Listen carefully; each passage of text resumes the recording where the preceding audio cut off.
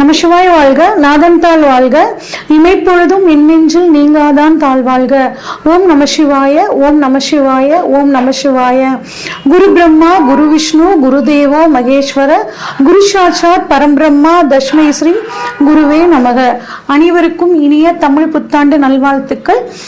தமிழ் வருடமானது குரோதி வருடம். இந்த வருடம் வந்து பாத்தீங்கன்னா தமிழுக்கு குரோதி வருடம் அப்படின்னு சொல்லுவோம். இந்த தமிழ் புத்தாண்டானது ஆங்கிலத்துக்கு ஏப்ரல் 14 ஞாயிற்றுக்கிழமை வந்து பிறக்குதுங்க. பிறக்கக்கூடிய நட்சத்திரம் அப்படின்னு பார்த்தோம்னா திருவாதிரை நட்சத்திரத்திலையும் மிக அருமையான முருகனுக்கு உகந்த சஷ்டி திதியிலையும் இந்த தமிழ் வருடம் பிறக்க போகுதுங்க. இது அற்புதமான வருடம். இந்த வருடம் பிறக்கும் போது கிரக சஞ்சாரங்கள் எப்படி இருக்கு அப்படின்னு சொல்லி பார்ப்போம். மேஷத்துல சூரியன் குருவும் இருக்காங்க, மிதுனத்துல சந்திரன், அடுத்து கன்னியில கேது, கும்பத்துல செவ்வாய் சனி, மீனத்துல 3 கிரகங்கள் ராகு புதன் சுக்கிரன். இதுதான் வந்து பாத்தீங்கன்னா இந்த வருடம் பிறக்கும் போது இருக்கக்கூடிய கிரக அமைப்பு. இந்த வருஷம் பாத்தீங்கன்னா குரு பயிற்சி அப்படிங்கிறது வந்து இருக்குங்க. எப்ப திருக்கணிதப்படி அப்படின்னு சொல்லி பார்த்தோம்னா குரு வந்து 30/4/2024 அன்னைக்கு சித்திரை 17 மேஷத்துல இருந்து ரிஷபத்துக்கு பயிற்சி ஆகிறார். அது மட்டும் இல்லாம இந்த தமிழ் வருடத்துல பங்குனி மாதம் 14 சனி பயிற்சி இருக்குங்க. சனி வந்து கும்பத்துல இருந்து மீன ராசிக்கு பயிற்சி ஆகக்கூடிய அமைப்பு. அது மட்டும் இல்லாம இந்த வருடம் பங்குனி மாதம் 14 ஒரு விசேஷமான ஒரு நாளுங்க. ஏன் அப்படின்னா 6 கிரக சேர்க்கை அந்த நாள்ல வந்து நிகழப்போகுது.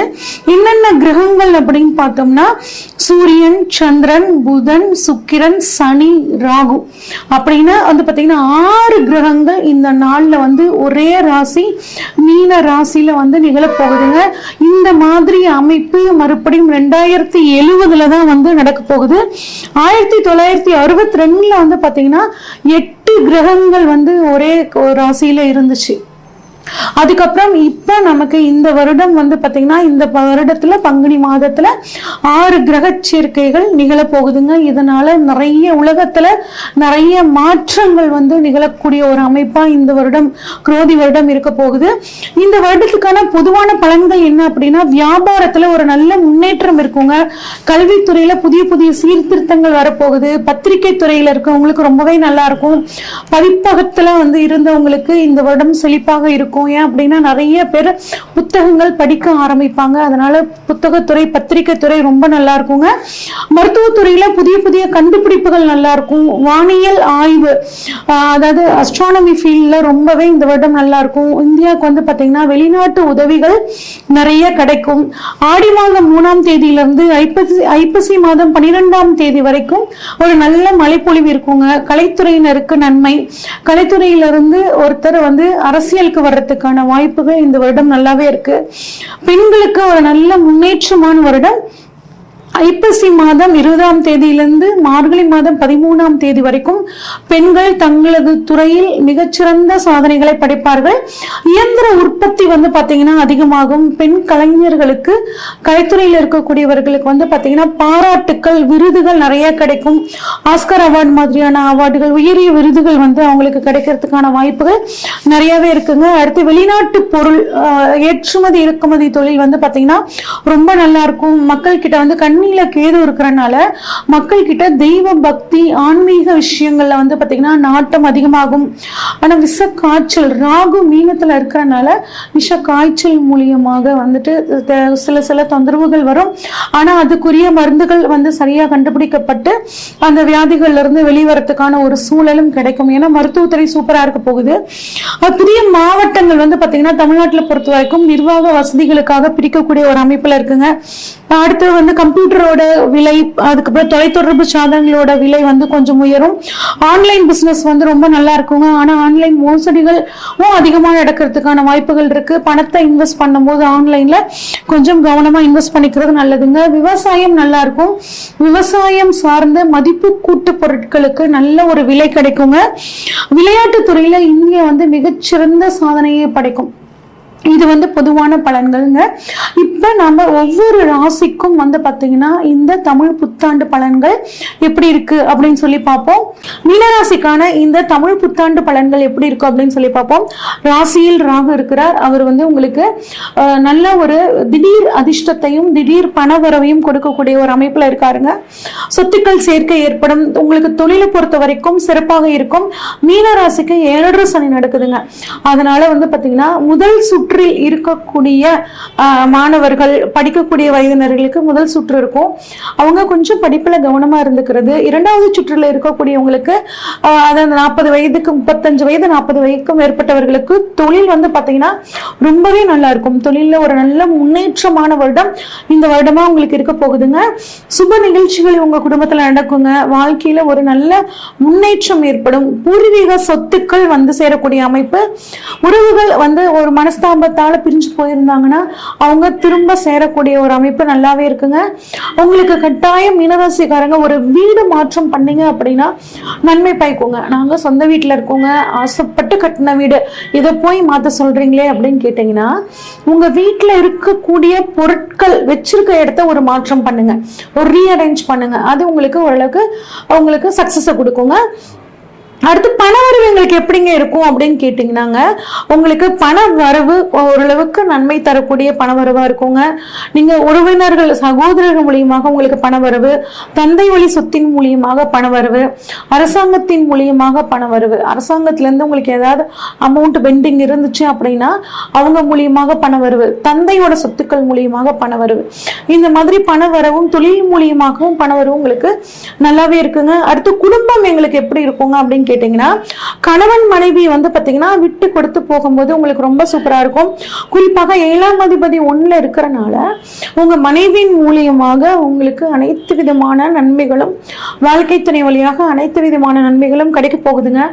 ஆனா அப்பப்ப 2 பேரும் தாமஞ்சேரி மாதிரி சின்ன சின்ன சண்டைகள் உங்களுக்கு வந்துட்டே இருக்கும். அதை மட்டும் விலக்கி வச்சுட்டீங்க அப்படின்னா உங்கள் வாழ்க்கை துணை வழியாக உங்களுக்கு அற்புதமான பணம் சேரக்கூடிய அமைப்புங்க. குடும்பத்துக்காக கொஞ்சம் டைம் ஒதுக்குங்க. உங்களுக்கு உங்கள் வாழ்க்கை துணைக்கும் ஒரு பிரச்சனைனாவே இதுதான், எங்களுக்காக குடும்பத்துக்காக நீங்க டைம் ஸ்பெண்ட் பண்ண மாட்டேங்கிறீங்க அப்படின்னு. குடும்பத்துக்காகவும் நீங்க டைம் ஒதுக்குங்க. ஏன் அப்படின்னா இந்த 7.5 சனி காலங்களில் தொழிலுக்காக நம்ம நிறைய உழைப்போம். தொழில ஒரு நல்ல முன்னேற்றம் வரும்.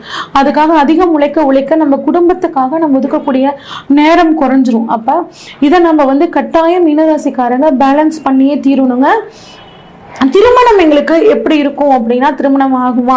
கட்டாயம் திருமணம் நடைபெறத்துக்கான யோகம் வந்து பாத்தீங்கன்னா உங்களுக்கு ரொம்பவே நல்லா இருக்குங்க. குருவோட பார்வை படுது. அப்ப குருவோட அருளால உங்களுக்கு கட்டாயம் திருமணம் நடைபெறும். 2ஆம் திருமணத்துக்காக காத்துட்டு இருக்கிறவங்களுக்கும் வந்து 2ஆம் திருமணம் நடக்கும். 7ஆம் இடத்துல கேது இருக்குங்க. எப்படிங்க திருமணம் தள்ளி போகுமே அப்படின்னு கேட்டீங்கன்னா, நாகர் வழிபாடு பண்றது நல்லதுங்க. ராகேதுகளுக்கு உரிய வழிபாடு பண்றதும் முருகன் வழிபாடு பண்றதும் உங்களுக்கு நன்மையை பயக்கும். திருமண பாக்கியத்தை சூப்பரா அமைச்சு கொடுக்கும்.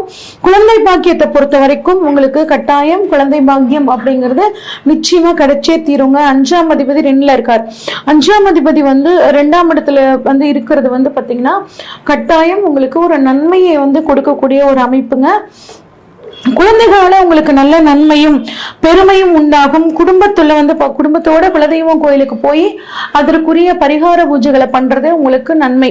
குலதெய்வத்துக்கு விளக்கு போடுறது, குலதெய்வத்துக்கு பொங்கல் வைக்கிறது அப்படிங்கிற விஷயங்கள் உங்களுக்கு இந்த வருடம் சிறப்பாக மாத்தி கொடுக்குங்க. மாணவர்களை பொறுத்த வரைக்கும் மாணவர்கள் கொஞ்சம் சோம்பேறித்தனத்தை ஒதுக்கி வச்சுட்டு கவனமா படிச்சீங்கன்னா அட்டகாசமான மதிப்பெண்கள் வாங்கலாம். போட்டித் தேர்வுக்காக காத்துட்டு இருக்க மாணவர்கள், எழுதிட்டு இருக்க மாணவர்கள் கடின உழைப்புகளை போடும்போது கட்டாயம் உங்களுக்கு அது சாதகமாக மாத்தும். ஏன்னா 3ஆம் இடம் அப்படிங்கிற முயற்சி ஸ்தானத்துல குரு இருக்காருங்க.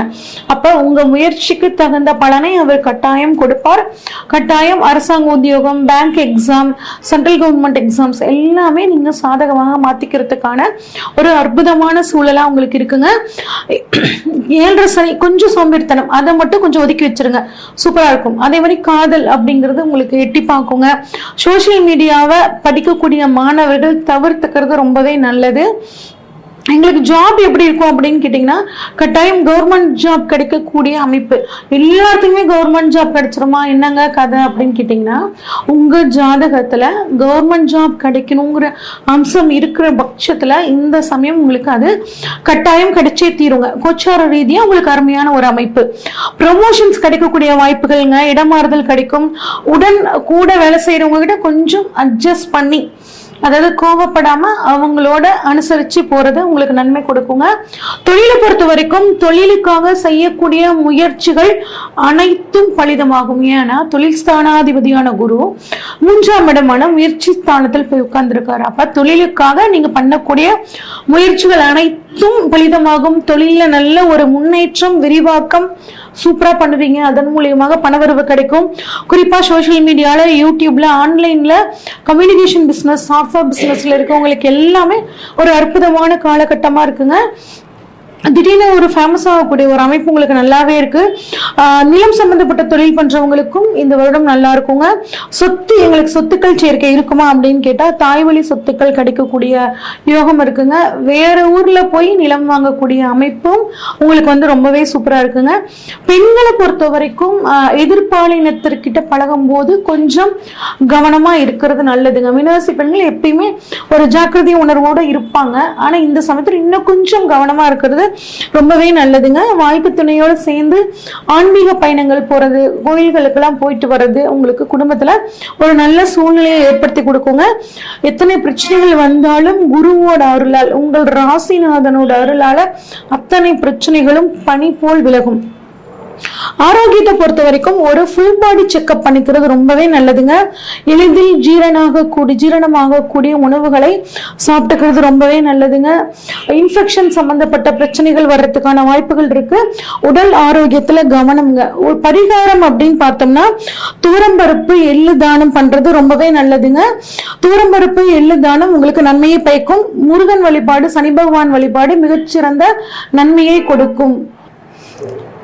மீனராசிக்காரங்களுக்கான பரிகாரம் என்ன அப்படின்னு பார்த்தோம்னாங்க, துவரம்பருப்பு தானம், கொள்ளு தானம், எள்ளு தானம் பண்றது உங்களுக்கு மிகச்சிறந்த நன்மையை கொடுக்கும். ராகு பகவான் வழிபாடும் கருமாரியம்மன் வழிபாடும் உங்களுக்கு மிகச்சிறந்த நன்மையை அளிக்குங்க. இது வரைக்கும் நாம பார்த்த அனைத்துமே வந்து பாத்தீங்கன்னா பொதுவான பலன்கள் தாங்க. உங்களோட சுய ஜாதகத்துல கிரகங்கள் எங்க இருக்காங்க, குறிப்பா வருடக்கோள்களான குரு, ராகு, கேதுக்கள் எங்க இருக்காங்க, இதையும் கோச்சாரத்துல இருக்கக்கூடிய கிரக அமைப்பையும் வச்சு பார்க்கும்போது துல்லியமான பலன்களை எடுக்க முடியுங்க. உங்களோட ஜாதகத்தை இப்ப என்ன பலன்கள் நடக்குதுன்னு நீங்க தெளிவா தெரிஞ்சுக்கணும் அப்படின்னா, ஸ்கிரீன்ல தெரியுற வாட்ஸ்அப் நம்பருக்கு உங்களோட ஜாதகத்தை அனுப்பிச்சு வைங்க. ஃபுல்லா உங்களோட ஜாதகத்தை ப்ரெடிக்ட் பண்ணிட்டு உங்களுக்கான கைடன்ஸை கொடுக்குறேன். நன்றி, வணக்கம்.